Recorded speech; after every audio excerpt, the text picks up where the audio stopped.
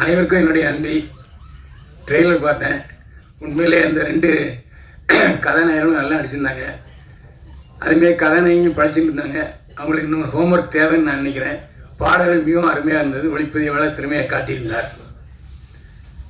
முக்கியமான விஷயம், 2 இயக்குநர்கள் பேசுனாங்க. 2 பேருக்குமே சில விஷயங்கள் தெரியல. ஏன்னா பத்திரிகைக்காரங்கிறதுனால நான் ஒரு விஷயத்தை சொல்கிறேன். இதே பக்கத்தில் இருக்க கமலா தியேட்டரில் 100 ரூபாய்க்கு டிக்கெட் போடுறாங்க. ஒரு நாள் பூரா போடுறாங்க. காசி தியேட்டரில் ஒரு நாளைக்கு 100 ரூபாய்க்கு டிக்கெட் போடுறாங்க. புதன்கிழமை அங்கே போடுறாங்க, இங்கே அதே புதன்கிழமை போடுறாங்க. இதே வாரம் பூரா போடுறதுக்கு என்ன கேடு? அங்கே சிஎஸ்டி இல்லையா? ஸோ தெரிந்து கொள்ளுங்கள். இந்த மாதிரி 2 திரையங்கம் ஒன்று வந்திருக்கு. உட்காந்து பேசுங்க. எதுக்கு புரோக்கர்களை நம்புறீங்க? இது ஒரு கேள்வி. இன்னொரு கேள்வி, அவர் சொல்கிறதுக்கு பயந்தார். நான் சொல்கிறதுக்கு பயப்பட மாட்டேன். சன் பிக்சர்ஸு, ரெட் ஜெயண்ட் 2 தான் பெரிய படங்களை பூரா வாங்குது. தயாரிப்பாளர்கள், இயக்குநர்கள் போய் உட்காருங்க, 2 பேரையும் கூப்பிடுங்க. என்ன பிரச்சனை சொல்லுங்கள். உங்கள் படத்தெல்லாம் நீங்கள் 100 ரூபாய்க்கு டிக்கெட் போடுறோம், பேசுங்க. இதையே செய்ய மாட்டீங்க. அதான் என்னுடைய கோரிக்கை.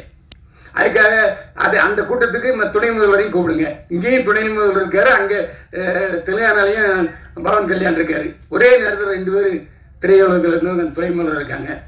அவரும் நம்ம வீட்டு பிள்ளை தான். யார்? மாண்புமிகு உதயநிதி ஸ்டாலின். துணை முதல்வரையும் கூப்பிட்டுங்க, ரெஜினண்ட்டையும் கூப்பிடுங்க, சன் பிக்சர்ஸையும் கூப்பிடுங்க, இயக்குநர்களையும் கூப்பிடுங்க, தயாரிப்பாளையும் கூப்பிடுங்க. உட்கார்ந்து பேசுங்க. ஒரு 3 நாளில் தீர்வு வருதா இல்லையான்னு பாருங்க. 3 நாளில் தீர்வு வந்துடும். இங்கே என்ன நீங்களே சண்டை போட்டுறீங்க. நான் ஸ்ட்ரைக்கு அனௌன்ஸ் பண்ணுறேன், ஆகஸ்ட் 15 மேலே இருந்து இப்படித்தான் பேசுறீங்களே தவிர வேலை நிறுத்தம். அதான் சூப்பர் ஸ்டார் ரஜினிகாந்த் சொன்னார். எதுக்கு வேலை நிறுத்தம்? நான் நிறுத்தம் செய்ய மாட்டேன். வேலை நிறுத்தம் முடிச்சாரா இல்லையா ரஜினி? வேலை நிறுத்தங்கிற பேச்சே இங்கே வேண்டியதில்லை. படம் எடுக்க எல்லாரும் ரெடியாக இருக்காங்க. நீங்கள் பேச்சுவார்த்தைக்கு தயாராங்கிறத என்னுடைய கேள்வி. ஏன்னா நீங்கள்லாம் மேலோட்டமாக பேசுகிறீங்க. நான் டிஸ்ட்ரிபியூட்டர்ஸ்கிட்ட பேசுகிறேன், தியேட்டருக்காரங்கிட்ட பேசுகிறேன், தயாரிப்பாளர்கிட்ட பேசுகிறேன், நடிகர்கிட்டையும் பேசுகிறேன். நடிகர்களாக சம்பளம் துவைக்கிறாங்க. நீங்கள் தானே சம்பளம் துவைக்கிறீங்க. நான் பல நடிகர்கள்ட்ட பேசிட்டேன். நாங்கள் வைத்தவே இல்லை. நீங்கள் இப்போ கூட ரசிகாந்த் சொன்னார், நான் 35 லட்ச ரூபா சம்பளம் வாங்கிட்டு இருந்தேன். பிரியா படத்துக்கு தயாரிப்பாளர் கதையோசனை எடுத்த பஞ்சராசன் தான் சொன்னார், யோ என்னையா நீ உனக்கு கவர்னரியாம நீ 35 வாங்கிட்டு இருக்க, 1,10,000 சம்பளையா? அவர் வாங்கிட்டு இருந்தது 35,000 வாங்கிட்டு இருந்திருக்காரு. 1 லட்ச ரூபா கொடுத்தாரு முதல்ல பிரியா. இது ரஜினிகாந்தே சொல்றாரு. அப்போ நீங்க தான் சம்பளத்தை ஏற்றுறீங்க. போட்டி போட்டு 4 பேர் போறீங்க, ஏற்றுறாங்க. டிமாண்ட் இருக்கும்போது விற்க தானே செய்வாங்க. அதுக்கே நடிகர்களை கூட சொல்றீங்க. இந்த 2 பேர் சிம்புவும் தனுஷும் பேச்சு வார்த்தைக்கு படம் தயாரிக்கிறாங்களா இல்லையா? எந்த பிரச்சனையும் பேச்சுவார்த்தையெல்லாம் தீர்க்க முடியுமா தவிர இதுல இருந்து நான் ஸ்ட்ரைக் பண்ண போறேன், அது பண்ண போறேன்னு சொன்னா சொல்லாதீங்க. இன்னொன்று, யூடியூபர்கள் இந்த காலத்தில் என்னை பொறுத்த வரைக்கும் நான் உண்மையை தான் பேசுவேன். நல்லா இருக்கேன், நல்லா இருக்கு, நல்லா இல்லை, தியேட்டருக்கு போகாதேன்னு சொல்லியிருக்கேன். எந்த யூடியூபர் சமாளித்து விமர்சனம் பண்ணுறாங்க? எப்போ இந்த யூடியூபர் சமாளிச்சு நல்ல படம், நல்லா இல்லாத படத்துக்கு யாருக்காவது நல்லா இருக்குன்னு சொல்லியிருக்கீங்களா? அந்த குற்றச்சாட்டை வாபஸ் வாங்கிங்க. நீங்கள் நடித்த படமே வெளிவரல, அதுவும் எங்களுக்கு தெரியும். ஆனால் இப்போ தான் நம்ம மௌங்காட்டேன்னு சொல்கிறீங்க. நாங்களாம் இருக்கோம்யா. நீங்கள் கதாநாயகன் நடித்த படம் வந்துச்சா? யார்கிட்ட கதை விடுறீங்க? இதெல்லாம் ஏன்ட்ட வேண்டாம். என்ன நான் இன்னைக்கு 73 வயசாச்சு. 52 வயசை இதிலே தான் கழிச்சிருக்கேன். இதில் வேற ஜெயலலிதாவோட பயணிச்சிருக்கேன், எம்ஜிஆரோட பயணிச்சிருக்கேன். இப்போ நீங்க உங்களுக்கும் அரசுக்கும் ஒரு கேப் ஆகி போச்சு. அந்த இடைவெளியை நிரப்புங்க. நீங்க ஏன் போய் பேச மாட்டீங்க? நீ கூப்பிட்டா வர மாட்டாங்களா? நாளைக்கே தயாரிப்பாளர் சங்கம், இயக்குனர் சங்கம், விநியோக சங்கம், லொட்டு லூசுக்கு எல்லாம் போய் நீங்க கூப்பிடுங்க. மாண்புமிகு உதயநிதி ஸ்டாலின் வரமாட்டேன்னு சொல்லுவாரா? இதானங்க ஒரு பிறந்த வீடு. அவருக்கு இன்னைக்கு துணை முதல்வர் பதவி கிடைச்சிட்டுனாலே அவர் நடிகருங்கிறனால தான். இல்லை நான் யாராச்சும் சொல்லுங்க வைப்போம். அவருடைய தேர்தல் 2 தேர்தலையும் அவர் தான் தனியாளா போய் திமுக பிரச்சாரம் பண்ணார். அதனாலதான் அவருக்கு இந்த பதவி. இன்னைக்கும் உதயநிதி ஸ்டாலின் மக்களுக்கு தெரியுது, துணை முதல்வராக தெரியாது, நடிகராக தான் தெரியும். அந்த அளவுக்கு தாய் வீடு இருக்கு. நீங்க பேசுறது கூச்சப்படுறீங்க. நடப்பு தயாரிப்பாளர் சங்கம், கில்டு, லொட்டு லொசுக்கு இதெல்லாம் வேண்டாம். எல்லாரும் ஒருங்கிணைத்து ஒரே குரலா நான் சொன்னது, கமலா தியேட்டர்லையும் காசி தியேட்டர்லையும் 100 ரூபாய் டிக்கெட்டு அன்னைக்கு ஃபுல்லாகுது. 4 ஷோ போடுறாங்க, 4 ஷோ ஃபுல்லாகுது. அப்போ என்ன அர்த்தம்? ஒரு 2 தியேட்டருக்காரங்க லீட் எடுத்து செய்கிறாங்க இல்லையா? அதே மாதிரி 100 ரூபாங்கிற 150 ரூபா. எம்ஜிஆர் நான் அடிக்கடி சொல்கிறேன், அதாவது சஃபேரு, அப்புறம் கேசினோ, இன்னும் 5-6 தியேட்டரில் இங்கிலீஷ் படம் தான் போட்டே இருந்தாங்க. அப்போது முக்தா சீனிவாசன் தான் தயாரிப்பாளர் சங்க தலைவர். நேராக போனார் முதல்வர் எம்ஜிஆர்ட்ட, இந்த மாதிரினார். உடனே அவர் போட்டார். ஒரு வருஷத்துக்கு 3 மாதம் தமிழ் படம் எல்லா தியேட்டர்லையும் திரையிடணும் ஜீவோ போட்டார். அதுக்கப்புறம் தான் சஃபேரில் பில்லா ரிலீஸ் ஆச்சு. இந்த மாதிரி அரசுக்கும் நம்ம திரைப்பட தொழிலுக்கும் ஒரு அணுக்கமான நுணுக்கமான தொடர்பு இருக்கணும்.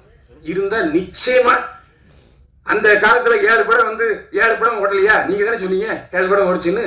7 படத்துக்கு தியேட்டர் இருந்தது இல்லை. எனக்கு தெரிஞ்சு ஒரே நாளில் தீபாவளியில் 4 படம் பார்த்துருக்கேன். பிரச்சனை எம்ஜிஆர், நடிகர் சிவாஜி கணேசன், ஜெய்சங்கர், முத்துராமையா 4 படம் பார்த்துருக்கேன் ஒரே நாளில் 4 ஷோ. அப்படிலாம் பார்க்கறதுக்கு ஜனங்க இருக்காங்க. என்ன நீங்கள் சொன்ன மாதிரி எல்லா கேவலம் 360 ரூபா கொடுத்து ஒரு இந்த ஸ்நாக்ஸ் வாங்கினா ஒரு நேரம் சோறை பார்த்து அந்த அளவுக்கு விலை 250 ரூபா 300 ரூபா. அதெல்லாம் நீங்கள் தியேட்டருக்காரங்களுக்கு உட்காந்து இதெல்லாம் குறைங்கப்பா, இதெல்லாம் அதிகம், அவங்க செலவாகுதுன்றாங்க. நான் தான் திரும்ப சொல்கிறேன், காசி தியேட்டர்லையும் கமலா தியேட்டர்லையும் 100 ரூபாய்க்கு போடுவதற்கு தயாராக இருக்கும் பொழுது 150 ரூபா அங்கே தயாராக இருக்க மாட்டாங்களா?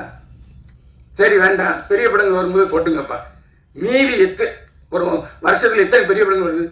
10 வருமா? அதுக்கு மட்டும் விட்டுருங்க.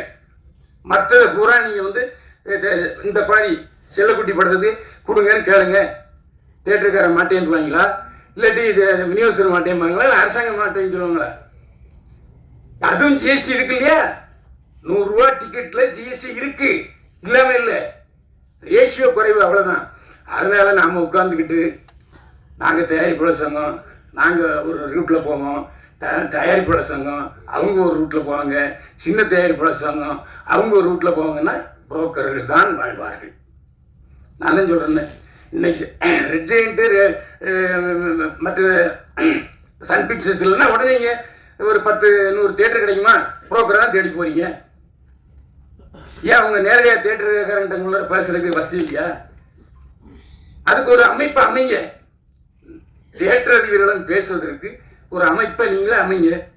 யார் மாட்டேன்னு சொல்லுவாங்களா? இன்னைக்கு அவங்க உட்காந்துட்டு ப்ரெஸ் மீட் பண்ணுறாங்க, எங்களுக்கு பத்தலை, இன்னும் ஏற்றி கொடுனா எங்கே போய் இப்போ ஏற்றி கொடுக்குறது? ஒரு பத்திரிகையாளன் என்கிற முறையில் இவ்வளோ நாள் இருந்ததில் என்னுடைய அறிவுரைகளை சொன்னேன். ஏன்னா என்ன காரணம்னா, சில விஷயங்கள் தெரியாமல் இருக்காங்க. இந்த பேரரசுக்கும் சரி உதயகுமாருக்கும் சரி, இந்த நான் இப்போ 2 தியேட்டரில் 100 ரூபாய்க்கு போடுறது தெரியுமான்னா தெரியாது. அதுக்கு தான் பத்திரிகையாரன் தேவை. ஏன்னா எல்லா இடத்துலையும் மேயரை யாருன்னா பத்திரிகையாரன் தான். ஆனால் நீங்கள் என்னடா யூடியூப்காரங்க நல்லா இல்லாத படத்துக்கு கூட நல்லா இருக்குன்னு சொன்னான்னு சொல்கிறீங்க. அது நல்லது தானே இது? இப்போ நான் ஒருத்தன் இருக்கேன், ஒரு படத்தை கிளி தொங்க விட்டுருவேன். இன்னும் ஒரு 4 பேர் போயிருக்காங்க, பார்த்தோன்னே அண்ணே வணக்கண்ணே பார்த்துண்ணே அப்படிம்பாங்க. அப்படிப்பட்ட சூழ்நிலை யூடியூபர்கள் இன்னைக்கு எல்லா படத்தையும் பாராட்டி எழுதுறாங்கன்னா உற்சாகப்படுத்துங்க. நீ ஏன் நல்ல படத்துக்கு இல்லை ஒரு தடவை பார்க்கலாம்னு சொல்லிட்டு அந்த விமர்சனத்தை வைக்காதீங்க. தயவு செஞ்சு பத்திரிகைக்காரங்க எல்லாருக்கும் தெரியும் எப்படி விமர்சனம் எழுதுறது, எப்படி விளம்பரம் வாங்குறது, எப்படி ப்ராஜெக்ட் பண்ணுறதுன்னு தெரியும். அதனால் நீங்கள் தயவு செஞ்சு உங்கள் சினிமாவில் நல்ல படம் எடுங்க. ஓடுற படம் ஓடாத படம் 2 தானே. இன்னைக்கு ஓடிடிங்கிற ஒரு தளம் இருக்குது. அந்த ஓடிடி தளத்தில் பேசுங்க.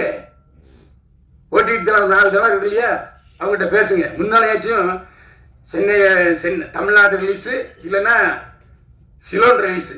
சிலோன் தான் விற்பனை, அவ்வளோ விற்பனை. எம்ஜிஆர் படம் சிவாஜி படம் சிலோன்னா 100 ரூபா ஓடும். ஓடிடி தளம் இப்போ திடீர்னு ஸ்ட்ரைக் பண்ணுறான், மாட்டேங்கிறான், அவன் சிவப்பு கொடி காமிச்சிட்டான். ஸோ அவங்கள கூப்பிட்டு உட்கார வச்சு என்ன அவங்க பிரச்சனை, சின்ன படங்கள் வாங்குங்க, பேசுங்க. அதுதானே உங்களுக்கு நன்மையை போய்க்கும். வியாபார ஸ்தலங்கள் இப்போ சினிமா தியேட்டரில் ஒரு வாரம், இப்போ எதுக்கு சினிமா தியேட்டரில் திடீர்னு 3 நாள் சக்ஸஸ் மீட் வைக்கிறாங்க தெரியுமா? ஓடுற படத்துக்கும் சரி ஓடாத படத்துக்கும் சரி 3 நாள் சக்ஸஸ் மீட். என்ன காரணம்னா ஓடிடி பிரச்சனை இருக்குது. ஓடிடியில் அந்த தளத்தில் இந்த சக்ஸஸ் மீட் வச்சா தான் நிறைய பப்ளிசிட்டி ஆகுதுங்கிறதுனால தான். இதெல்லாம் தயவு செஞ்சு நீங்கள் அதை யோசிச்சு முடிவெடுங்க. நன்றி, வணக்கம்.